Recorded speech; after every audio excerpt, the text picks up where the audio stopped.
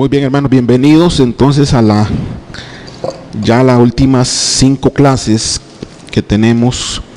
Rápidamente, haciendo un vuelo de pájaro, vimos la semana pasada dos capítulos, ¿verdad? El 15 y el 16. El 15 como una introducción a todas las copas, y vimos un mar de vidrio mezclado con fuego, y habían ángeles, y también habían gente que había salido de la tribulación, y había un cántico de Moisés que cantaron, y también los 7 ángeles a los cuales se les dio las copas. Capítulo 16, iniciamos la vez pasada con las 7 copas de la ira. La primera copa, yo no sé si recuerdan, pero la primera es una úlcera maligna, pestilente. La segunda copa, el mar se convierte en sangre, se mueren todos los seres vivos marítimos. La tercera copa, los ríos y la fuente de los ríos también se convierten en sangre, o sea, la gente está obligada a tomar agua, que ya no sería agua, sería una contaminación lo que estarían tomando. La cuarta copa, el calor los quema, el calor del sol quema a la gente, es decir, ya la capa protectora de la tierra perdió su habilidad de protegerla. La quinta copa, oscuridad, tinieblas sobre todo el reino del trono de la bestia, y dolores y úlceras, junto con algo que le sucedía en las lenguas a ellos. Se mordían de dolor sus lenguas. Bueno, al menos es lo que dice, ¿no? Entonces aquí vean que estas copas lo que pretenden es que la gente sufra persistentemente. Y por último, bueno, casi por penúltimo, está el sexto ángel que derramó su copa sobre el río Éufrates y lo secó totalmente, y reunieron a la batalla a todos los ejércitos, y entendemos que es en Armagedón donde va a ser reunida esta gente, porque inclusive en el versículo 16 del capítulo 16 dice: y lo reunió en el lugar que en hebreo se llama Armagedón, es decir, la batalla final. Y la copa número 7, vino un gran terremoto que sería la entrada triunfal de Jesucristo en su regreso. No dice que está regresando, pero eso es lo que obviamente entendemos, porque al derramar su copa hay un terremoto que hace que no existan montes ni islas, y cae una plaga de granizo también.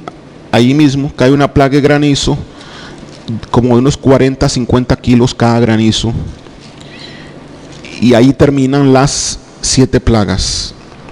Hoy vamos a ver un interludio, otro interludio más, es decir, ya las plagas terminaron, y nosotros tenemos que ir poniendo en cada una de las plagas, o en algún momento de toda esta historia de plagas, tenemos que ir poniendo esta historia que está por detrás.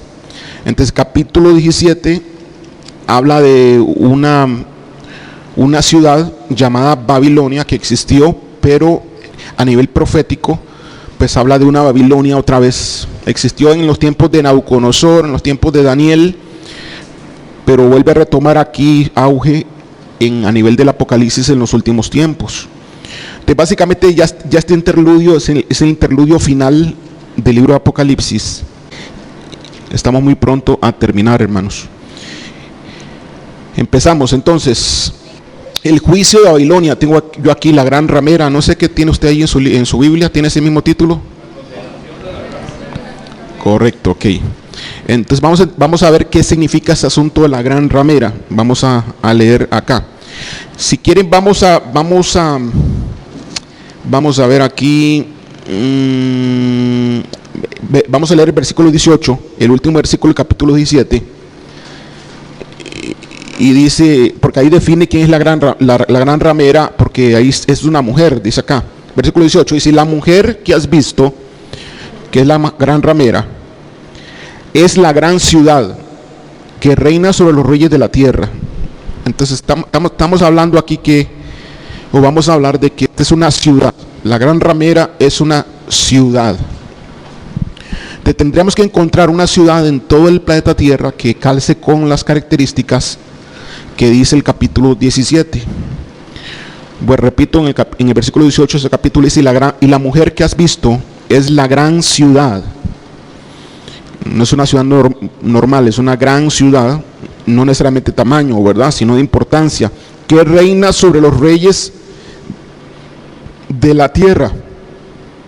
Ok, entonces, empezando el versículo 1, ya ubicados de que la gran ramera es una gran ciudad, empezamos a leer en el versículo 1, dice: vino entonces uno de los 7 ángeles que tenían las 7 copas y habló conmigo diciéndome: ven acá y te mostraré la sentencia contra la gran ramera, la cual está sentada sobre las muchas aguas. Si en algún momento de las copas ocurre esta sentencia que dice que este ángel se presentó, no es un ángel de las 7 copas, alguna de las 7 copas de ira. Dice que va a mostrarle a Juan la sentencia de esa gran ramera, la cual se sienta sobre muchas aguas. Ahora, ¿qué significa esto? El asunto de la gran ramera. Bueno, una ramera es una prostituta, ¿verdad? Una ramera es una mujer que tiene relaciones con otros hombres, que hay un intercambio por dinero, tiene sexo ilícito por dinero esta mujer. En la Biblia, cuando se habla de las mujeres, generalmente Dios habla de Israel. De la iglesia también habla, cuando habla de que somos la esposa del Cordero. También ve a Israel como la esposa. Y generalmente, cuando se habla de una mujer en la Biblia, entendemos primeramente que no es una persona mujer, ¿verdad?, un individuo, sino que es algo que está representando. Pero cuando se habla de mujer, se habla de alguien que está muy cerca a él. Entonces tiene que ser alguien que está muy cerca o aparenta estar muy cerca de Dios, pero que se vuelve ramera, se vuelve prostituta, le da la espalda a Dios. Ahora dice que está sentada sobre muchas aguas. Bueno, ahí vemos más adelante vamos a ir viendo que también se sienta sobre una bestia. La palabra aguas ya la habíamos visto en otro lugar de Apocalipsis, y sabemos que significa pueblos y naciones. Entonces, se sienta sobre muchas aguas significa que esa ramera, esta mujer, va a reinar sobre muchos pueblos, sobre toda la tierra. Y esta mujer tiene una fama, la cual es conocida en todo lugar. Versículo 2. Con la cual, con esa mujer, con esa ramera, han fornicado los reyes de la tierra, y los moradores de la tierra se han embriagado con el vino de su fornicación. Entonces esta mujer tiene un vino aquí, pues siempre va a tener algo que atraiga, no solamente su cuerpo, sino sale muy bien que tenga el vino para embriagar a todos los que estén con ella. Entonces dice que los reyes de la tierra han fornicado, y los moradores también, y se han embriagado con el vino de su fornicación, y han fornicado con esta mujer. Significa que los presidentes de los pueblos, de las naciones, los principales gobernantes, junto con los moradores, han participado de eso que hace esta mujer, la cual obviamente está fuera de la parte legal que el Señor, y no le agrada a Dios, pues es algo desagradable para el Señor. Y eso le habla la palabra de Dios, que es una fornicación la que se está dando acá. Es decir, hay una relación entre esta mujer y todos los pueblos de la tierra, en la cuales todos juntos fornican y hacen lo mismo.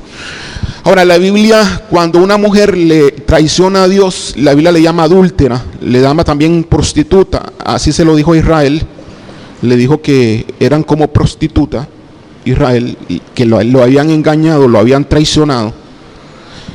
Da a entender de que de alguna manera es como si fuese un pueblo cercano a Dios, como que Dios quiso estar con ella y que estuvieron juntos aparentemente, pero que le dieron la espalda a Dios.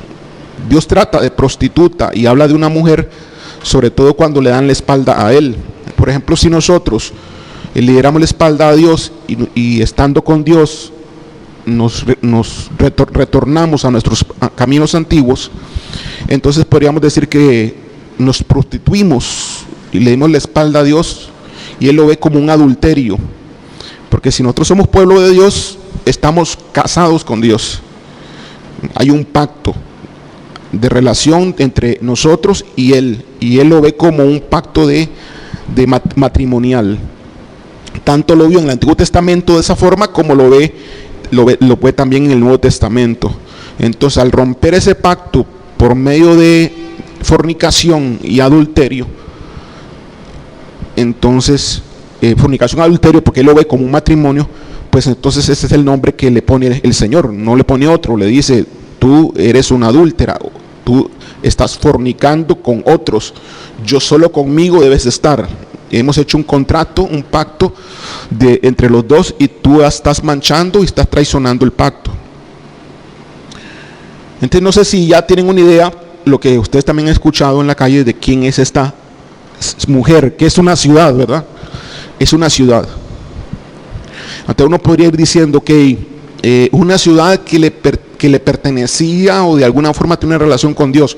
Bueno, podría ser Jerusalén, la ciudad santa se llama, ¿no? Ahora, la gran ciudad, porque por aquí dice que, acabamos de leer que dice en el último versículo, la gran ciudad. La palabra gran ciudad, ¿se podría aplicar a Jerusalén? Sí, se podría aplicar a Jerusalén, la gran ciudad, por su fama, ¿verdad? Pero si comenzamos a pensar, si esta ciudad tiene gobierno sobre todos los reinos de la tierra, y que todos fornicaron y adultaron con esta ciudad, vemos que no aplica ahí. Vemos que no hay una ciudad en la tierra, pero no hay una ciudad como Jerusalén en este planeta, donde Jerusalén esté fornicando con todos los reinos de la tierra, y que todos la conozcan, y que todos los reyes la acepten y tengan relaciones con ella. Entonces vemos que no aplica entonces Jerusalén. Entonces, hay gente que dice: esta es Jerusalén, pero no aplica. O sea, esa teoría estaría por nuestro lado inhabilitada para cumplir con ese requisito. No sé si lo ven ustedes claramente. ¿Qué otra ciudad, ya que no Jerusalén no podría ser? Entonces yo les pregunto a ustedes, para que todos pensemos, ¿qué otra ciudad podría ser la que aplique?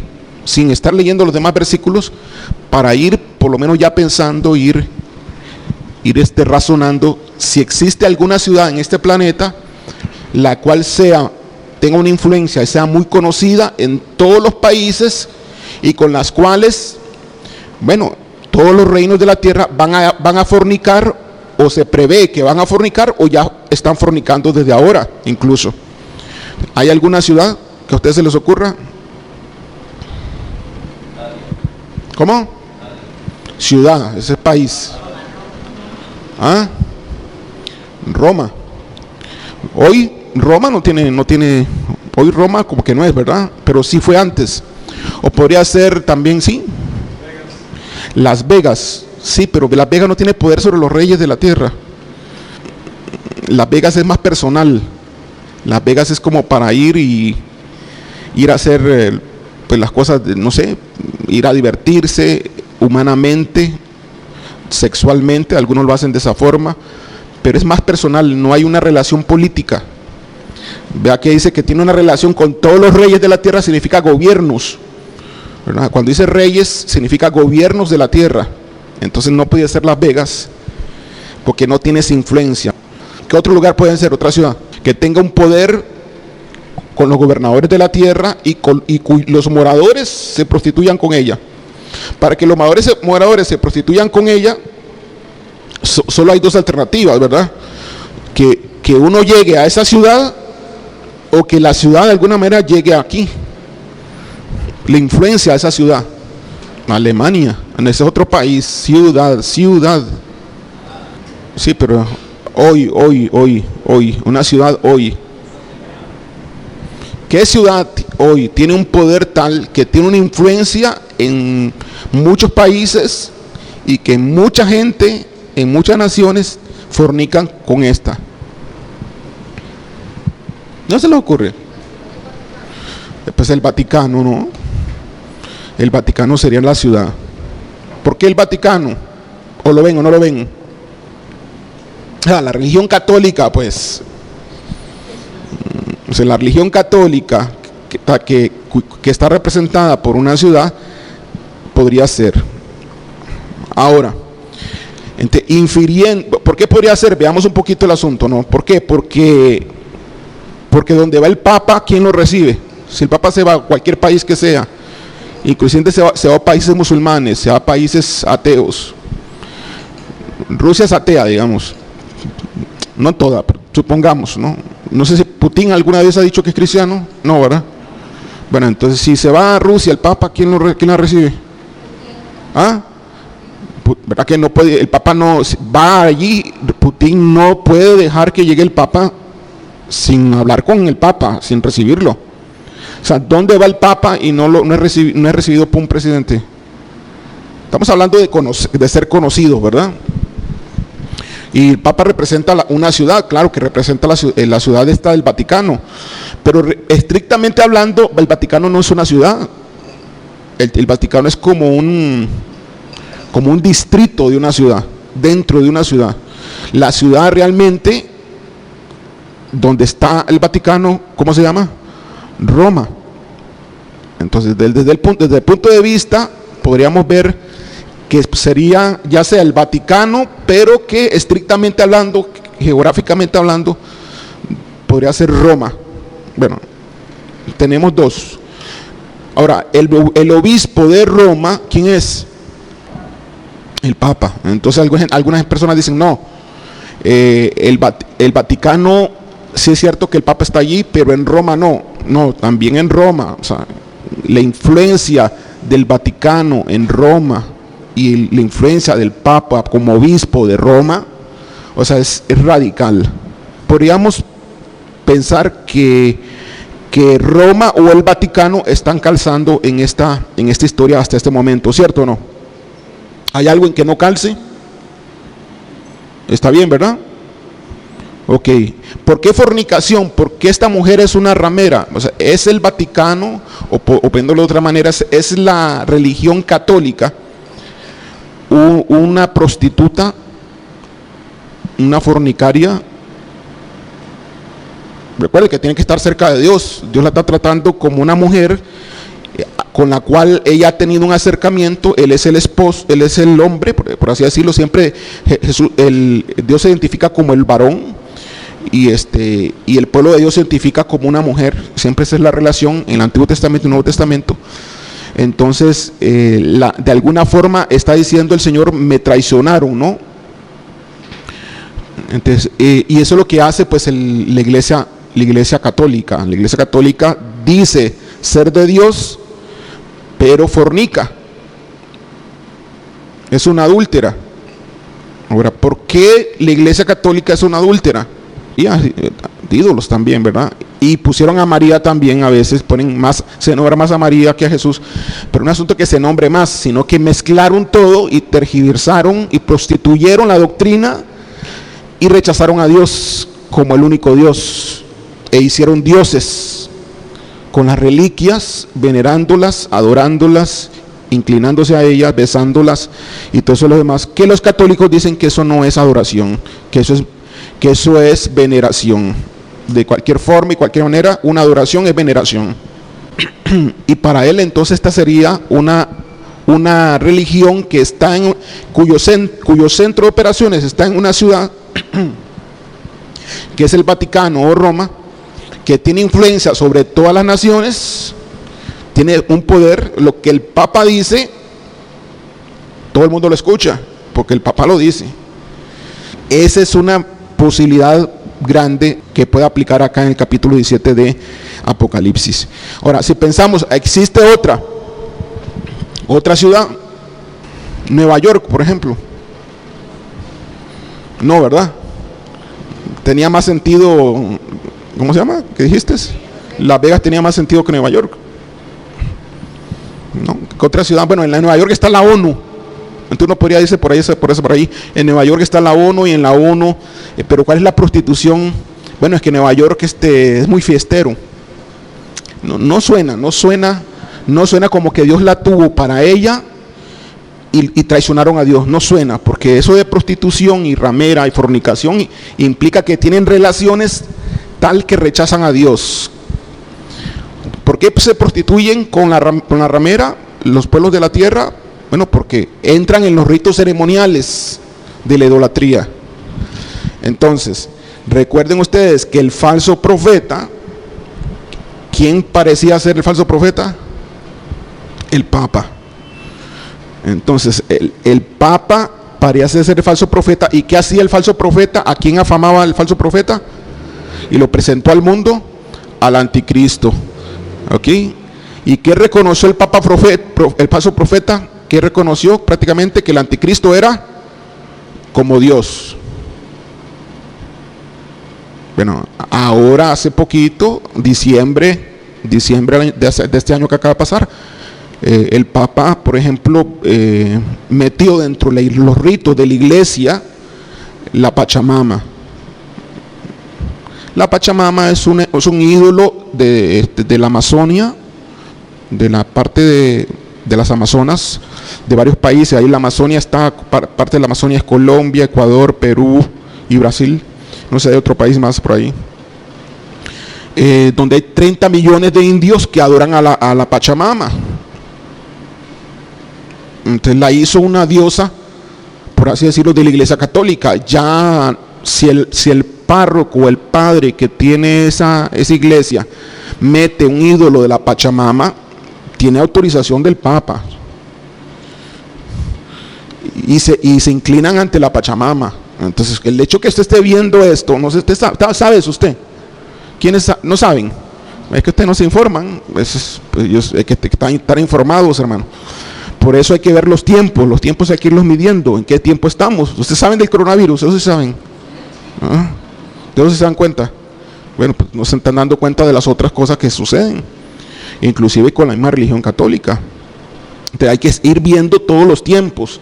Entonces usted ve que es una iglesia apóstata, es una iglesia que traiciona a Dios, es una iglesia que parece ser la gran ramera del Apocalipsis. Ahora, los católicos saben que los cristianos, gran parte de los cristianos, no todos, tratan a la iglesia católica como la gran ramera. Ellos saben eso. Entonces ellos tienen sus defensas. Ellos serían el primer lugar. En segundo lugar, ¿quién estaría entonces? De posibilidades. Y ya el primer lugar. El Vaticano o Roma. Que el Vaticano está dentro de Roma, ¿verdad? ¿Y qué otra?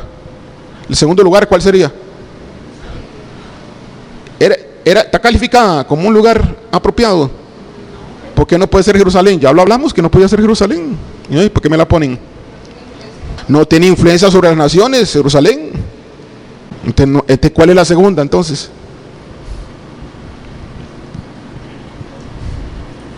¿Hay o no hay? Hay una segunda. Solamente hay un candidato. Solo un candidato hay. ¿Es Vaticano o Roma? ¿Cuál de las dos? ¿O es la misma cosa? Si es Roma, es Vaticano al mismo tiempo, geográficamente hablando. Ahora, en los tiempos de Juan, bueno, había un sistema político romano que era un imperio mundial, ¿correcto? ¿Sí o no? Entonces sí aplicaba un poco la parte política como política. Pero aquí es un asunto religioso lo que está ocurriendo acá. Cuando el Señor dice es una ramera, es una prostituta, ha fornicado, está hablando de espiritualidad, está hablando de relación con Dios.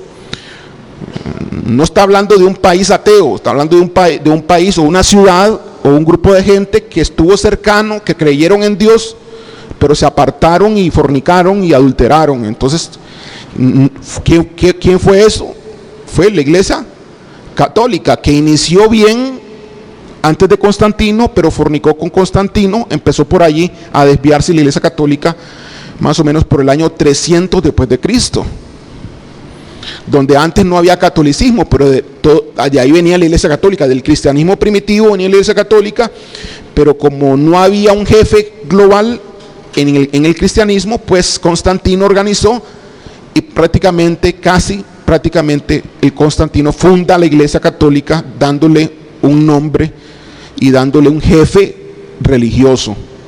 Y ese jefe religioso pues se prostituye con Constantino, y ahí empieza entonces esa iglesia a ser famosa a nivel del Imperio Romano, y comienza a prostituirse con todas las demás naciones, con todos los más reyes. No sé si recuerdan que hubo un tiempo después de Constantino donde la iglesia era la que mandaba en todos los países del mundo. No se podían nombrar príncipes, no se podían nombrar reyes ni reinas sin que el Papa lo aprobara. Y el que estuviese en contra del Papa, ¿qué hacía Roma? Porque era Roma la que hacía eso. Si alguien estaba en contra del Papa, ¿qué hacía Roma? Los mataba. Entonces la Iglesia Católica le echa la culpa a Roma de la matanza de cristianos que hicieron a través de toda la historia, de miles o millones de cristianos que mataron, y gente inocente durante todos esos siglos hasta hoy, porque hasta el día de hoy sigue muriendo gente en manos de la Iglesia Católica, por influencia de la Iglesia Católica. ¿Ustedes saben dónde mueren gente? A un lugar cercano donde muera gente por culpa de la Iglesia Católica. Ustedes no están enterados, hermanos. Ustedes parecen que no me digan que no saben dónde matan gente cerca aquí. Pero no es aquí nomás, dentro de Costa Rica, pero cerca, no tan largo. ¿Alguien sabe? En México. En México, hay regiones de México que si saben que tú eres evangélico o cristiano, te matan. Así como usted lo escucha. ¿Y cuánta gente han matado? Siempre siguen matando gente. ¿Quién habla de eso? Bueno, ¿y quién habla también de todos los cristianos que mueren todos los días? En China, en Turquía, en todo lugar. ¿Quién habla de eso? Nadie. Los periódicos evangélicos, y con costo, aún así, ¿verdad? ¿Por qué no? Porque parece algo así, no se lo ven como algo común, pero si tú hicieras una estadística por año de cuántos cristianos mueren asesinados con fuego o maltratados, bueno, por internet algún día tal vez viste eso, algo maltratando a cristianos y matándolos. El Islam hace eso también. ¿Perdón? Quemándolos y vivos y todo lo demás, es algo sangriento y todo. Entonces, tú ves que por año pueden estar muriendo miles de cristianos, no 15 por año, no miles. Entonces, te tocó a ti vivir en un país como Costa Rica, que no tiene ese problema. Lo que simplemente tiene es que se mofan y te dicen pandereta y te dicen, no sé, te dan algún calificativo despectivo. En el trabajo te dan bromas pesadas o livianas, como sea. Eso no es nada comparado con otros lugares donde realmente te meten en la cárcel por años, como en Cuba, por ejemplo. Hay gente que ha estado ahí, aunque Cuba desde hace un tiempo para acá hay cierta libertad en Cuba, pero en Cuba hay gente encerrada en las cárceles por ser cristianos. En China también, y en Rusia también, aunque tienen una apertura. Y sobre todo el dictador que está ahorita en China es uno de los peores dictadores en contra de los cristianos. Es el que ha metido y ha matado más cristianos hoy.